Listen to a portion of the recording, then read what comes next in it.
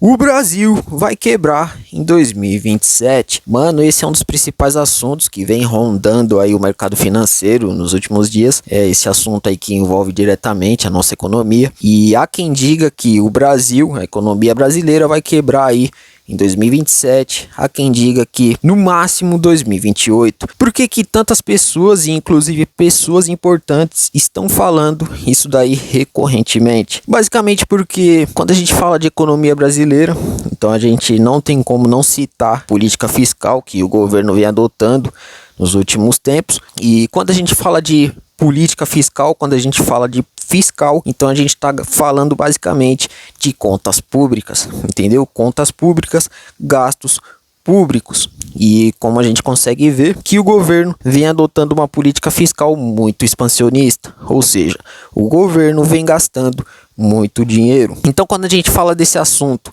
é aquela velha conta de padaria de sempre, mano. Ou seja, se você ganha R$ 1.000 por mês, o máximo que você pode gastar é R$ 1.000, porque se você passar disso, você acaba se endividando. E a gente consegue observar que o governo vem passando disso recorrentemente, ou seja, o governo vem gastando mais do que ele arrecada e inevitavelmente essa recorrência em gastar mais do que se arrecada está aí aumentando a nossa dívida pública. A dívida pública que hoje já gira em torno aí de algo a 80% do nosso PIB. Ou seja, 80% de tudo que a gente produz em riqueza no Brasil é destinado apenas à nossa dívida. O mercado financeiro e os investidores, de maneira geral, eles veem com maus olhos governos muito gastadores, governos que não respeitam ali de forma concreta essa política de gasto e arrecadação, basicamente porque isso daí, como nós falamos anteriormente,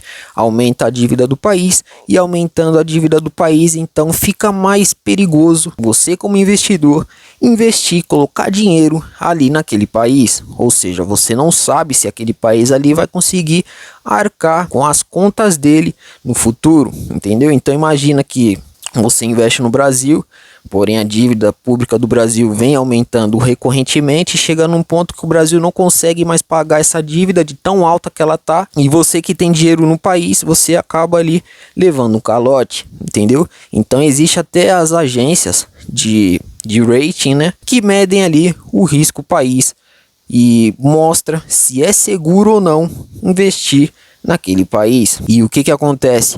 A partir do momento em que o governo ele vai gastando mais dinheiro e vai aumentando a dívida pública do Brasil, então esse risco país ele vai aumentando, e quanto mais for aumentando o risco país, então mais incerto fica você colocar dinheiro ali, você investir dinheiro ali naquele lugar, e logo ao ficar mais perigoso você investir naquele lugar, então os investidores, o mercado começa a exigir juros maiores, porque é aquela velha premissa de sempre. Quanto mais risco tiver um investimento, então mais retorno esse investimento tem que ter para ele poder se pagar, entendeu? Porque não adianta você investir em algo muito perigoso, você colocar o seu dinheiro em algo muito arriscado, sendo que você não vai ter um retorno equivalente àquele risco. Então é por isso que em cenários de incerteza, volatilidade, e inclusive em cenários onde um país se mostra muito endividado e sem certo cuidado ali com as suas contas públicas, então é de se esperar que a taxa de juros comece a subir, dado que se você não sobe a taxa de juros, então você não consegue trazer investidores internacionais para o país. Afinal, digamos que o Brasil seja um país aí extremamente perigoso de se investir, extremamente arriscado. Então, qual é a vantagem do investidor internacional olhar o Brasil extremamente arriscado de se investir, de se colocar dinheiro, sendo que as taxas de juros estão baixas? Então, para os caras trazer dinheiro para cá, eles vão exigir aí taxas de juros maiores para dessa forma eles cogitem trazer dinheiro, trazer investimentos para cá. Só que mesmo assim, mano, esse dinheiro que chega aqui visando apenas esses juros altos em relação ao risco país, que também está alto, é um investimento que não agrega muito ao país, entendeu? É um dinheiro que apenas segura ali o nosso câmbio, entendeu? Se não tem nenhum investidor trazendo dólar para cá, então o dólar se valoriza perante o real, e aí nesse estágio que a gente começa a ver aí dólar acima de R$ 6, dólar acima de 6,50, R$ 7, entendeu? Então, ligando o que nós falamos anteriormente, o Banco Central ele precisa entregar esses juros que o investidor está pedindo, para que dessa forma esse cara traga dinheiro para cá, porque senão o nosso câmbio estoura. Então é válido, conforme o governo vai gastando, a dívida vai aumentando, o risco do país vai aumentando também. É válido os juros estarem altos para poder valer a pena o risco que esses caras vão correr ao trazer dinheiro para cá. Entretanto, esses caras eles entram aqui somente por conta dos juros altos, e a partir do momento em que o Banco Central sinaliza que os juros vai cair, então esses caras eles saem fora. E por que que esse não é o investidor ideal? Basicamente porque o investidor ideal para um país é basicamente aquele que investe apostando no crescimento do país e não com base nas taxas de juros que aquele país está oferecendo, entendeu? Mas de qualquer forma, o verdadeiro culpado disso tudo aí é a política fiscal, entendeu? São os gastos públicos do governo, porque a partir do momento em que o governo ele começa a dar sinais de que vai endireitar ali as suas contas públicas, de que vai começar a gastar menos dinheiro, de que vai adotar uma política fiscal não tão expansionista, então isso daí basicamente traz confiança para o mercado, isso daí ajuda a você ir pagando ali a dívida pública, entendeu? E com o passar do tempo, isso daí vai fortalecendo a nossa moeda de maneira geral e vai também trazendo investidores sólidos, vai trazendo esses caras que apostam no crescimento do país, não somente em taxa de juros alta. E é por isso que o real acaba se valorizando. E nesse estágio, quando o governo ali consegue controlar suas contas públicas e tal, gasta menos dinheiro, então a gente consegue observar que o Banco Central, a política monetária, os caras eles até mesmo conseguem margem para poder cortar juros, entendeu? Diminui ali a taxa Selic, dado que a partir do momento que o governo está gastando menos, até mesmo a inflação ela começa a cair, e dessa forma, a partir do momento que você tem moeda mais forte, inflação caindo, então inevitavelmente o Banco Central ele consegue ir ali cortando juros. Então aqui a gente consegue observar que o cenário é óbvio, para que o Brasil volte aos trilhos, para que a economia volte aos trilhos, para que o real se fortaleça perante o dólar, para que dessa forma o dólar caia, para que a taxa de juros do Brasil comece a cair, para que a vida das pessoas comece a desafogar. O processo é simples, é só o governo adotar uma política fiscal séria e diminuir os gastos públicos, que de pouco em pouco as coisas vão se endireitando. Parece até que é simples, né? Não existe segredo aqui, né? A gente acabou de montar o cenário aqui que não existe segredo. Se não existe segredo, por que que o governo não faz isso? Por que que o governo não passa a gastar menos dinheiro? E por que que o governo não adota uma política fiscal menos agressiva? A resposta é simples.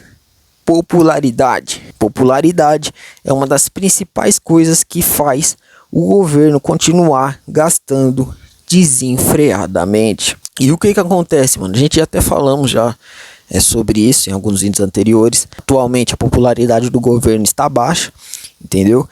As pessoas não estão satisfeitas com o governo atual, pelo menos grande parte da população. E tendo em mente que ano que vem já é eleição, e as pesquisas recentes saíram e mostraram que o governo está mal posicionado para uma reeleição, ou até mesmo para indicar pessoas ou reeleger pessoas, candidatos deles ali e tal. Então o que que eles fazem para poder reverter isso daí? Basicamente começam a gastar dinheiro, começam a expansionar a política fiscal.